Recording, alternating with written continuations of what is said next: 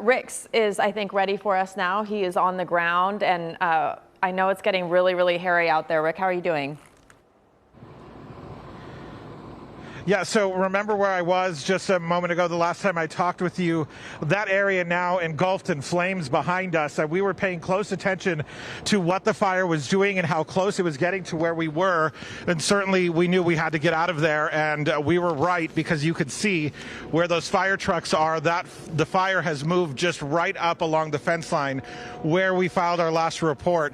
These engines moved in very quickly to try and put out the flames here right off of Civic Center Way.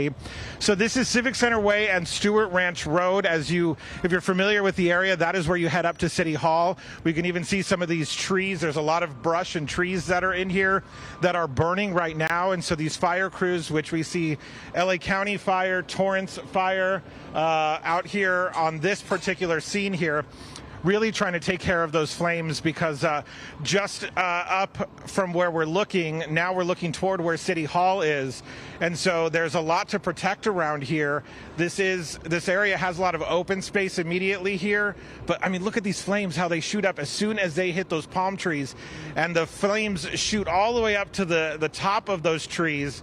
And then all of those embers that come off. That is what is also very dangerous. Because of these winds, those embers can carry for miles, and we've seen that happen before. We've seen that in other fires, in the mountain fire most recently, where the embers are what helped the fire jump streets or even carry from home to home.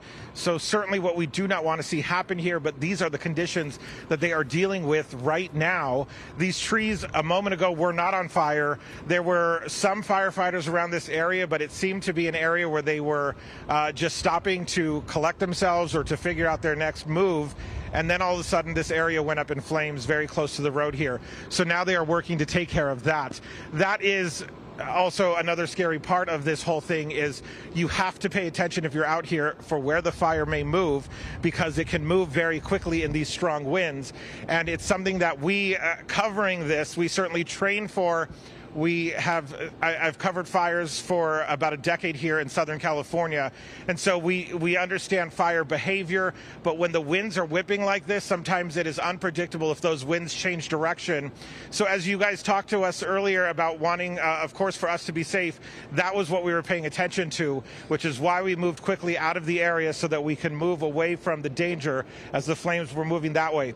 Right now, I also cannot see whether that apartment building that we showed you earlier is still safe. That is the difficult thing, that is still dark and there's a lot of smoke, so difficult to see a lot of what is happening other than the flames immediately in front of us. City Hall, even, we can't tell what is happening up there because it's so dark. We see some fire activity, we see some fire trucks, but the road is too narrow for us to get up there, so we don't get in the way of fire officials at this point.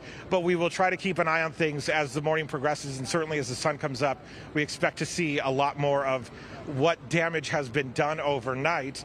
But we're watching the fire crews work here for now. We'll go back to you.